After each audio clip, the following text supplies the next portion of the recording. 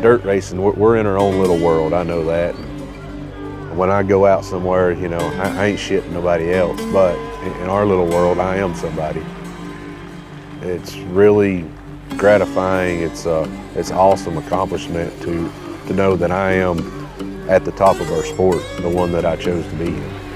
How about it for Superman, Jonathan Davenport? He is your World 100 champion. People is always going to wonder what they don't know or make up ideas of who somebody is. I've worked as hard as I could work and felt like I've made the most out of every opportunity that's been given to me. Who wants to be a millionaire? Blairsville, Georgia's Jonathan Davenport. Never could believe, you know, I've gotten this far, really. I've never been the one to be real loud and glamorous and get in front of the camera. I don't put on an act, you know, I try to act the same whether I win or if I lose. I'm not gonna brag on myself, but I'm gonna tell you what I've done and what I haven't done. 5 World 100s, and he's done it in a 7-year period. Throw in a million, throw in a dream, throw in an Intercontinental Championship. It is the most historic Eldora run of all time. I just want to go out there and do my talking on the racetrack. I'm just a everyday guy that works hard to provide for his family. I go around the circle every weekend and just try to go a little bit faster than everybody else.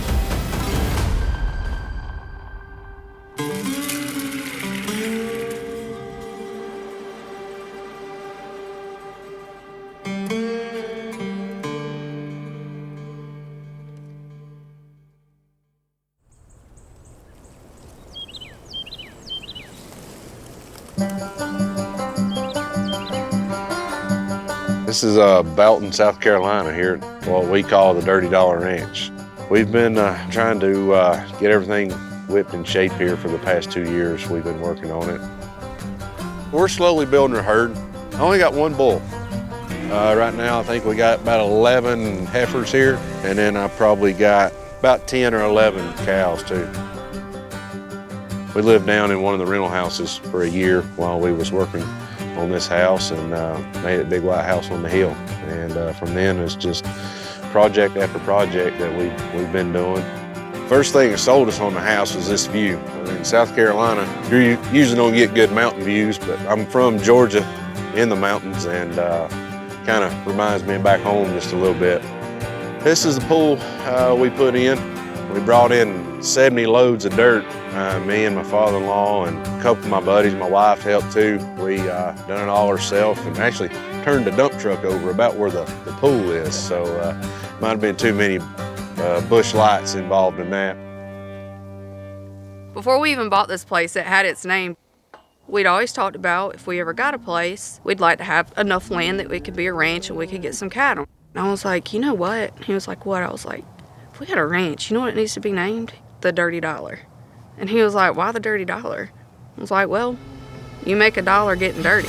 Superman's going to get another big money payday here in the Silver Dollar Nationals. And Jonathan Davenport has won his 3rd consecutive crown jewel race. $75,000. And for the 5th time, the World 100 winner is Superman Jonathan Davenport. Your next millionaire is Jonathan Davenport.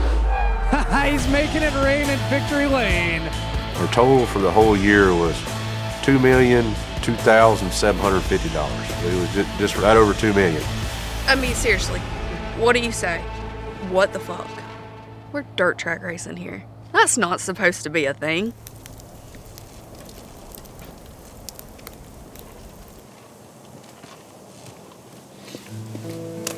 Yeah, I got to pinch myself sometimes to realize it's actually real.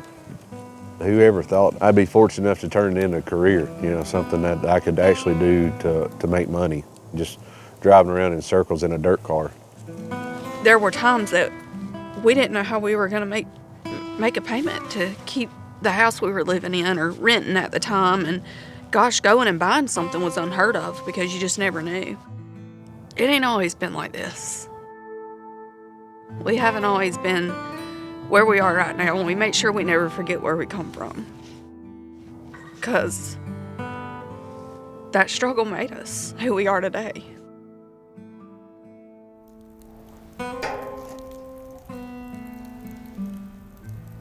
Never could believe, you know, I've gotten this far, really.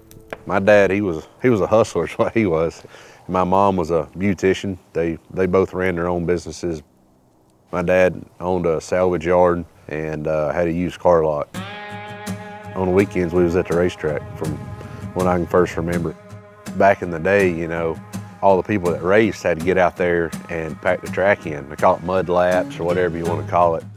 Dad always let me drive the car. You know, at first when I was real young, I would sit in his lap and I'd be up there, you know, driving his old Monte Carlo.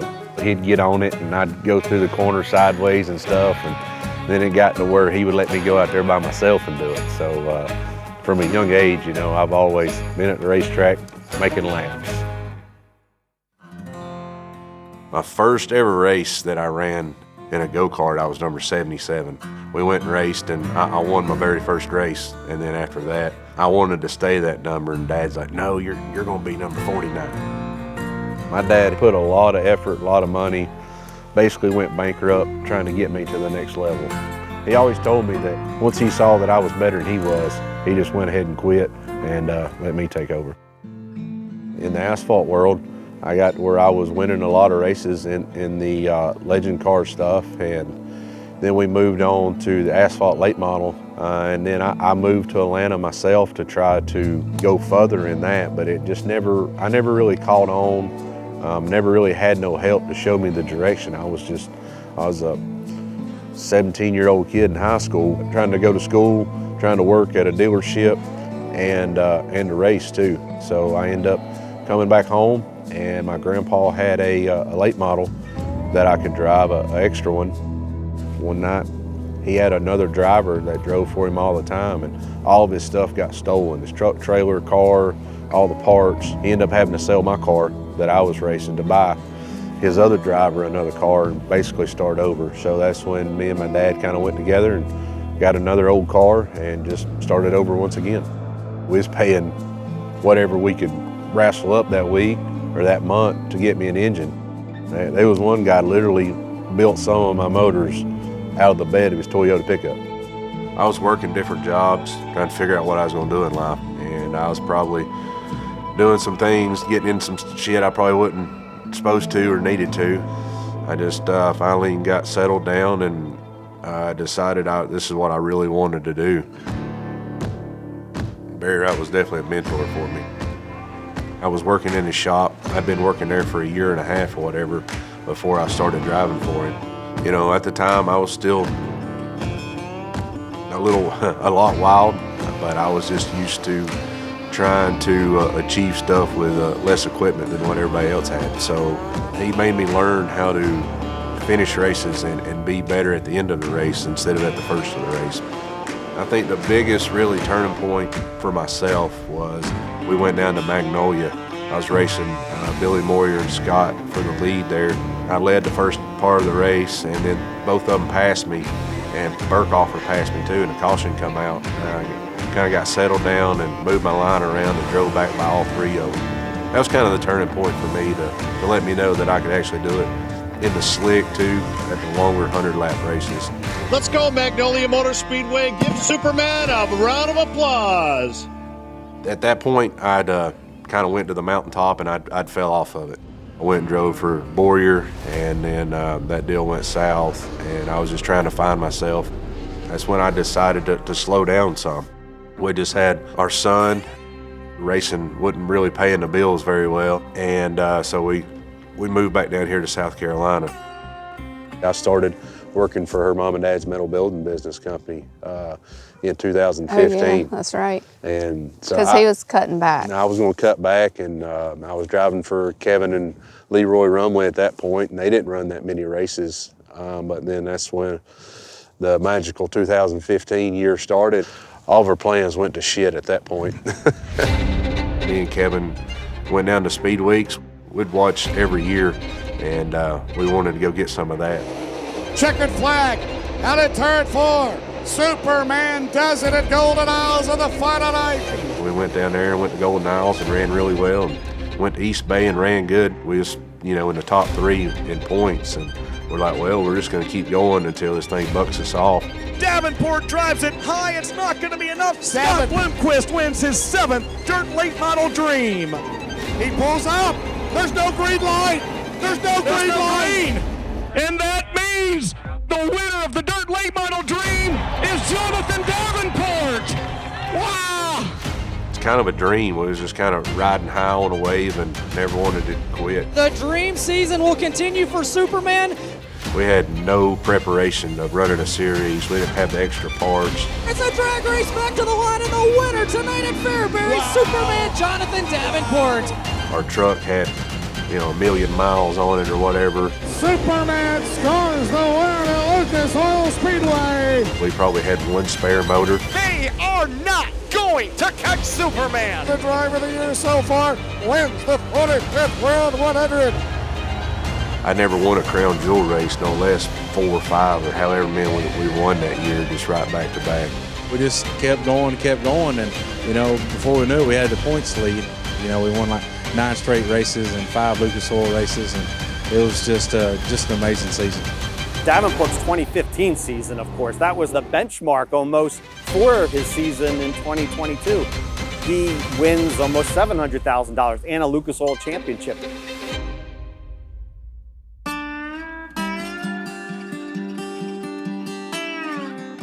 After that, we never really got back on our feet.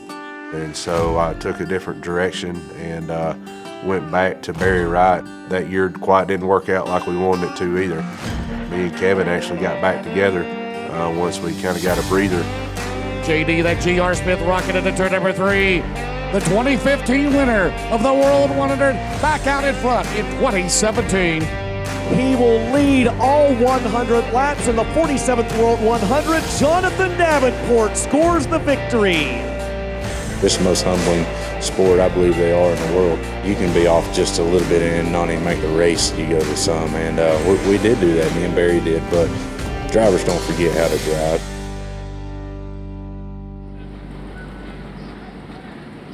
To drive for Lance Landers is a dream come true. It's just amazing. I kind of knew Lance just from Jared, where me and Jared was teammates at Boyers. Jared Landers, the double up Motorsports Week, Bloomquist Durham Racing Engine Pro Production Mark. Well, they flip between 3 and 4, and the red is out. Jared Landers on his top.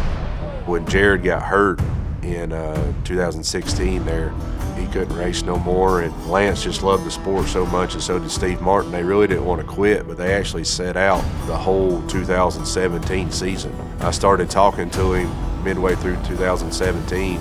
We built on something and tried to build a team that would last for years to come. In the 49th running of the biggest dirt race in the world, car 49 will do it. Jonathan Davenport wins his 3rd World 100. We just won the World 100. Off corner number 4, it is Jonathan Davenport, your winner of the 50th World 100. Race fans, let him hear it. Superman Jonathan Davenport.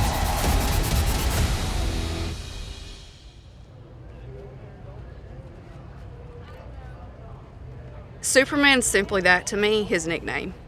I think it's cute. The kids look at him that way, and he's like a real-time superhero and things like that, but he's just my normal guy. You know, with or without a race car, it doesn't matter to me. He's my honey-do lister I get mad at when he has to leave and go out on the road because my honey-do list isn't done and I've got to do it. I get to see the fun side of Jonathan. You know, we laugh and we cut the fool. No, the other night we went bowling. Bowling? Yeah. And Rachel thought she was going to be funny and change all of our names. And he's up there getting something, and he comes back and it says, Super Dick. Yeah. So she thinks he's going to be funny. Yeah, so she thinks he's going to be funny. Yeah, like she's trying to make an insult. Yeah. So he plays off for about the first two, and then he's like, man, I didn't know you wanted everybody to know what I had. Go for it, big girl.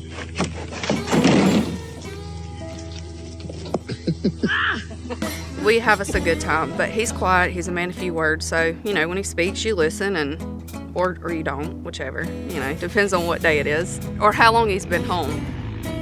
First time I met him, though, I was No, he's arrogant. I'm not. We're not, no. Next thing you know, we're dating. Here we are, 16 years later. You know, as far as who he is, he's still the same person I met 16 years ago. When you get him going, he's very technical. He really will explain a race well, but he's not going to be the colorful guy where he's like throwing all kinds of jokes out there. Although he knows he can joke. Get some beers in him maybe, you know, like have some beers with him after the race. He's going to tell some good jokes and he's going to be a lot of fun. But when he's at the racetrack, he's serious. I don't know, I'm just me. I've tried to do a little bit better on social media to let more people know who I really am. You know, with all the cattle deal, this is kind of new to me. It's something I've always wanted to do. You know, I wasn't growed up around cattle. My uncle had some, you know, couple acres down, but I never paid any attention to them. You know, I was raised around cotton and peanuts. My dad was a crop duster. Both my grandparents were farmers and had cattle and stuff like that. So, I mean, this is what I was raised around. This is what I know. He learned quick, though. Woo! Woo!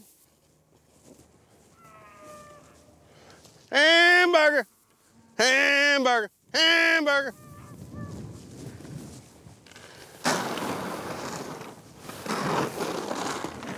I ain't used to this many people being around. There's only a few you got to watch out for. I'm gonna stand behind you. You know, they always say that they like red, you know. Shit. That makes them mean, right? Oh, you're fine. These are just babies.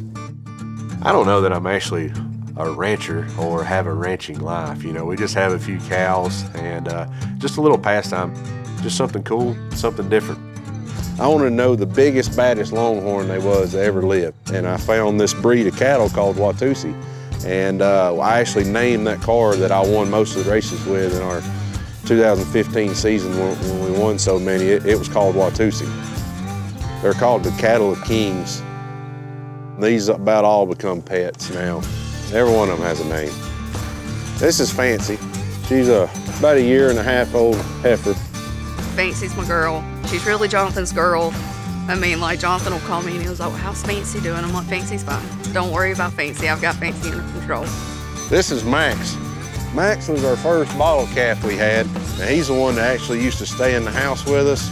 Like inside? Inside, I know, it's crazy. We took him to Blaine's baseball game a couple times. No. Oh yeah. But I don't think you can ever potty train a calf or house train, whatever you want to call it. I always got a favorite. Her name's Eldora. It's Eldora. That's my little girl right here. She's as calm and sweet as a puppy. I'm surprised she didn't even come check us out and said hello. She always gets a little extra love. She had a calf and we was really hoping it was gonna be a heifer and we was gonna name it Millie. It's like having kids, and a lot of them. We're gonna go in here and feed these big ones. If one looks like it's gonna run at me and get me with a horn, yell at me. Okay. Spot for you. Yeah. There's only a few I gotta worry about. Watch out, watch out. Back, back, back, back. I just get a peace of mind and go out there and, you know, it's just a respect for how big and strong they are, and they just move around so graceful. You never know how strong they are just by going out and petting them, but whenever they get agitated or get a little mean, they'll show you that they're bigger and badder than you are. Oh, they're pissed, they're fighting. It's like National damn Geographic right here. All right, now y'all knock it off. Quit.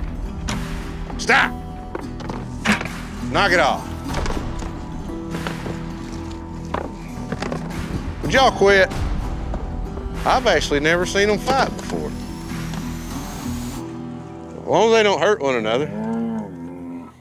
Oh, here comes the referee. If you ask me, it doesn't get any better. When I need, I'll just go out there with the cows. Hop on the side-by-side and just go out there with them. Here lately, not been able to. They've been a little cranky, but during the summer, his race will be started and I'll just kind of be on the side-by-side with cold beer and my cows and just sit out there and watch it for a little bit, then we'll come back up to the house. I'm here a lot more than he is, but it's still a good getaway. Just small little piece of heaven, I think. Rachel contributes huge to this ranch, to my life, to anything. You know, when I'm going out on the road, she's the one tending to the cows or mowing the grass. I don't even know that I could put one foot in front of the other without her. We've been together a really long time, and we've got a great son. When I come home, it's nice to be able to share our memories and what's happened throughout the week with one another. He's got to leave. You work. Mm-hmm. You know, you've got a home to take care of. You've got a son to take care of. What's the balance like there? Because it's not easy for a wife. No. It's hard. I'm just gonna be honest.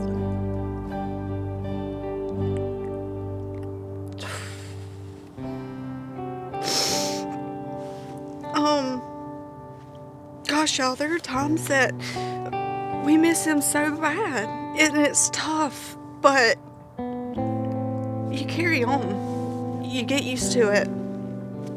I mean, God's 10 years ago, did anybody think dirt track racing would be where it's at? You know, I mean, there were times that we didn't know if we were going to keep going. And then, boom, 2022 hits. 2022 started kind of rough. You know, we was consistent, but we wasn't winning races. We just decided to go race for only the big races, and then the smaller ones that we raced was only to go test. It wasn't, I believe, until April that we won our first race. I remember telling a reporter earlier that day, you know, it's time to get rolling. We've got to do something here. It was way behind schedule, you would say, like for him winning races.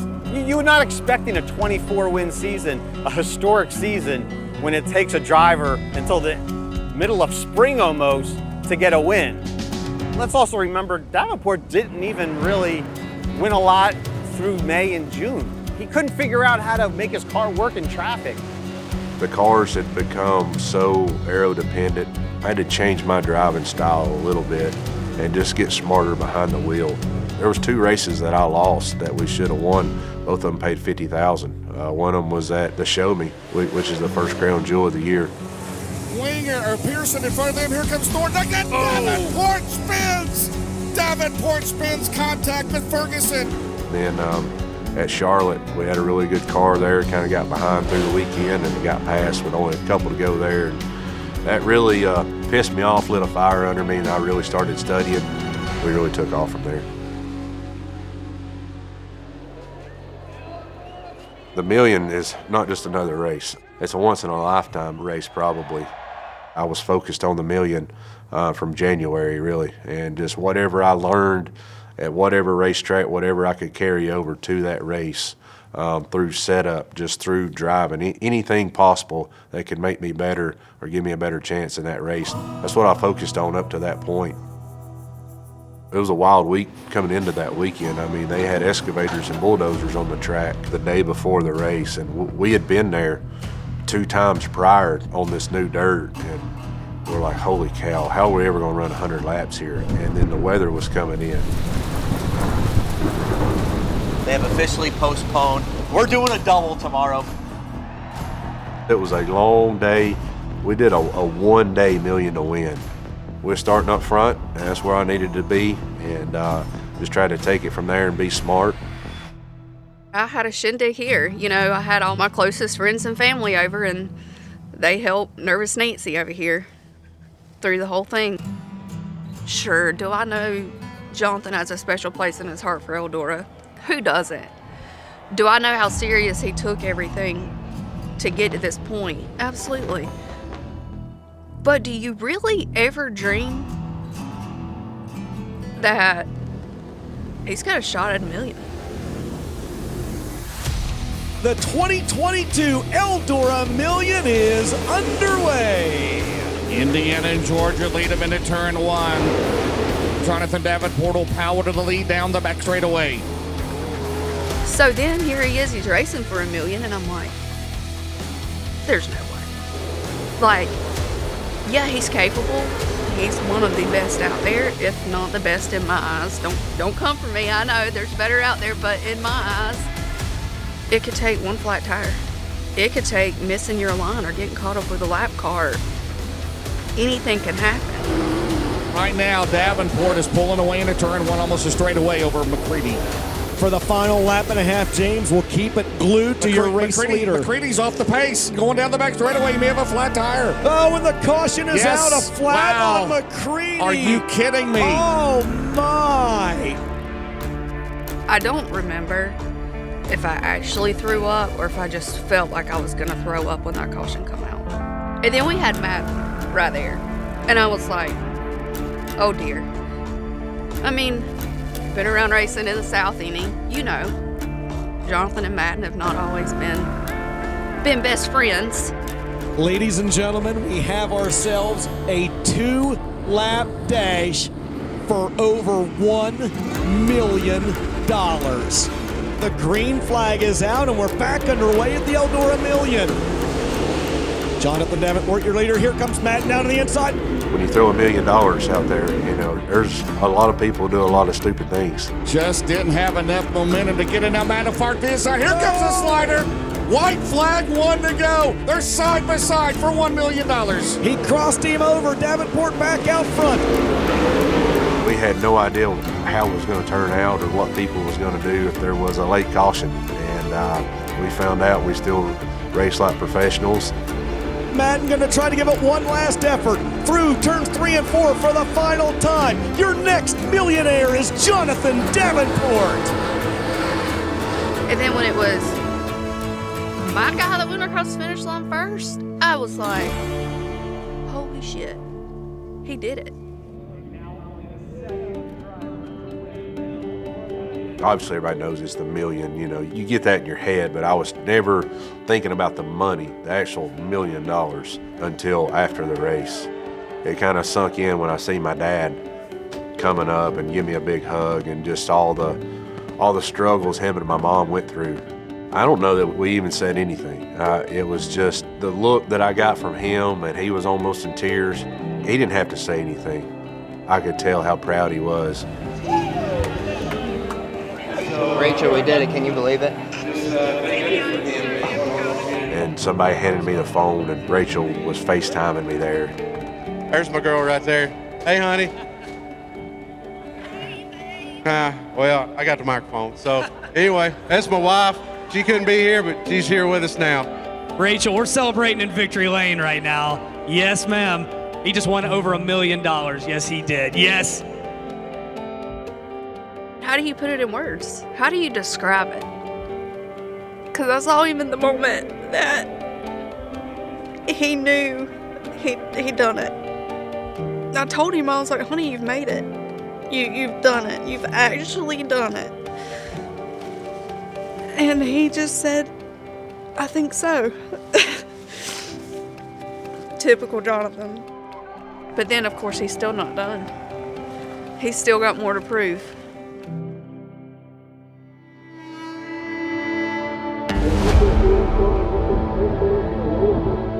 The World Finals was just like our whole season was tied up in one weekend.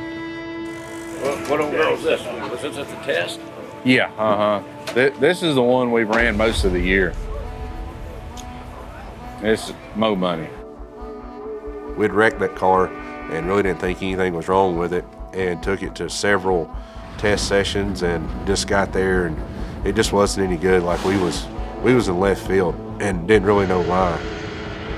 We thought we had a direction to go, and we thought we might have something figured out, but qualifying 27th out of 30-something is not really our standard. Even after qualifying, we had to do something because we was so bad, so we was scrambling around, changing stuff, changed the whole rear end housing. That just puts you in the back of a heat race when mistakes happen that you can't help. And green flag is out, heat race number 4 underway. Oh, we got a melee in turn number 1, and we'll have a caution and a redo. That was the worst day at the racetrack we'd had all year, probably in a lot of years. Just nothing seemed to go our way. I actually got in 2 wrecks before the first lap of the heat race. Davenport's got his work cut out for him. Green flag is out. We got a melee here on the front chute. It's Jonathan Davenport again. just snowballing downhill. You know, you qualify bad, you get in the back, and accidents are prone to happen. We was completely destroyed after the heat race, and me and Jason was really like, you know, is it even worth trying to go out there, you know? And we're like, well, let's try to fix it, you know, we'll take our time and fix it right, you know, not just throw shit together. My team never got upset. They just put their heads down and worked hard. We all worked together. Last chance showdown number 2. 10 laps, top 2 transfer. Ain't no quit me, my owner, none of the team. It just goes to show everything has to go your way. I mean, even if not, it's got to go your way just a little bit. And that night, it just didn't go his way at all. They had to bust their butts even Friday, too. We switched cars today. We believe we do have a problem with the other car. So we brought out Old Faithful. This thing here is my oldest car I got. It was a car from first of the year last year, so she got a lot of races on her. We still was a little off qualifying just because we're a day behind, really, from everybody. We ran second heat, so we got a whole lot better night. We ain't over here thrashing, beating the body out, or changing the rear end, or fixing suspension parts for, you know, some other idiots running over people. So it's like a normal night now.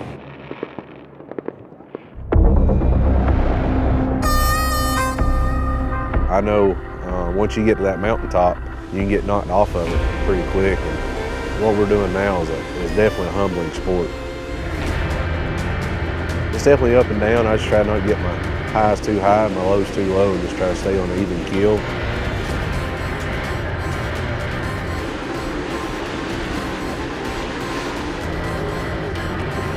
You know, I've messed up and I've done some dumb shit along the way, but I've tried to make my mom and dad proud of how they raised me, and try to conduct myself as best as possible on the racetrack.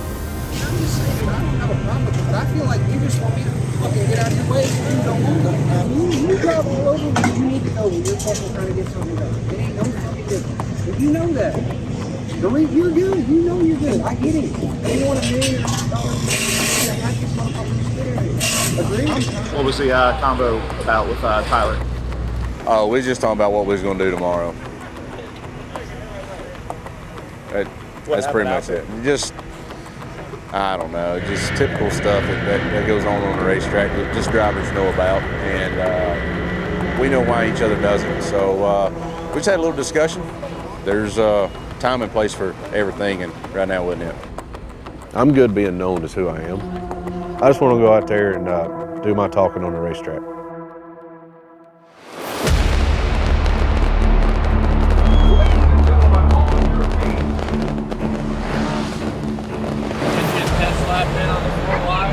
Oh yeah, she felt good. I had to come in. I had to do a few more changes. Yeah. We'll start lead 8th in the feature.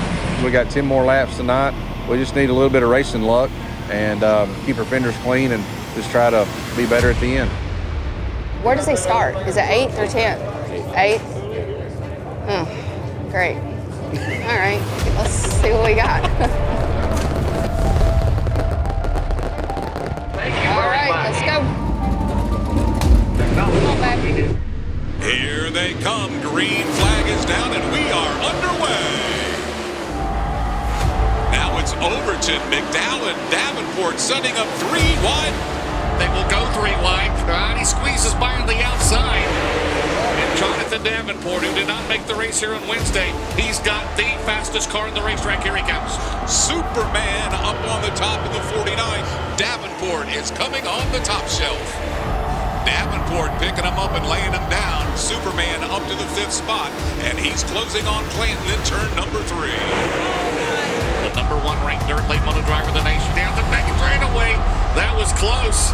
Clanton there trying to shut the door on him. Yeah, that was real close. I mean, he's fast. But he is like freaking me out coming out of 2 a little bit. He gets by Clanton. Now he's going to try and work on Dennis Erb Jr. as they race off of turn number 2. As Superman takes the number 3 spot. When is the last time you saw Jonathan run the high side? A whole race? You haven't? I just passed Dennis Erb for 3rd. I'm like, okay, now if a caution does come out, I'm in a perfect spot. Well, it come out just then, and I was passing him on the back straightaway. So I had to start a row back and Going down the back straightaway, it looked like everybody's landing airplanes. Everybody was pointing to the sky, so everybody kind of knew where the fastest line was, but they didn't know exactly how high to go. We're only 19 laps into this 50-lap race. He's got to take care of that right rear. Looking for his 22nd overall win this year and one step closer to $2 million in earnings this year. All right, babe, let's go. And green is back out. We've got 19 down, 31 more racing laps to go. 3 wide for the third spot. Oh, shit! He's going to get a run out of 2. No, and Herb shuts the door.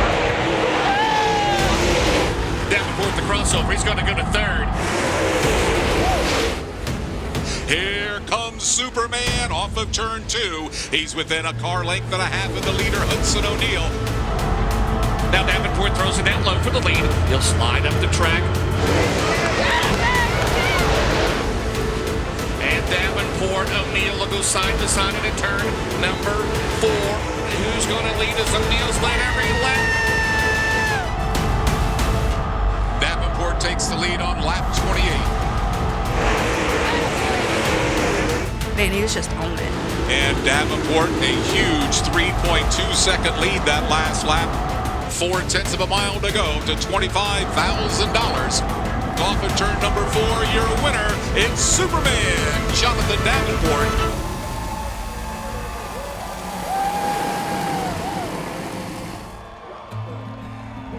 The beginning of the World Finals for Davenport was just like the beginning of the season.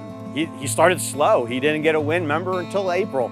Here, you weren't expecting him to get a win maybe for the whole weekend because he had started off so slowly. He really had to come from behind. But he's so good, and the team was so good. They dug down, got back, and man, they were unbeatable by the end of the weekend. You know, for us to be there for those moments and us be able to share that moment in victory lane, it's nice. We get to actually celebrate with Jonathan while we're there, and we don't have to do it after the fact. And that's the part people don't see. We don't have family pictures. Ours are in victory lane. It's crazy how much our sport's changed in the last 10 years. The payout, the purses, how many races they are. We used to have 2 or 3 months off. Now we get 3 weeks off. We've been together 16 years, and I can't tell you the last time Jonathan and I have been together on our anniversary, or my birthday, or Blaine's birthday, or even Jonathan's birthday. We don't celebrate things together. And, you know, at the end of the day, you look at it and you're like, are we going to regret this one day? Is this going to, you know, because you think about those things, especially the older you get. It's always been a double-edged sword for me. I've said it many times that when I'm running bad, I want to race more to try to figure out why I'm running bad. But then when you're running really good, it can also go away just as fast as it comes to you. You end up racing more and more every year, just about. That's what it all boils down to. I know I'm going to try to go hard, you know, 5, 6 more years here, then maybe we can slow down and be at home some more.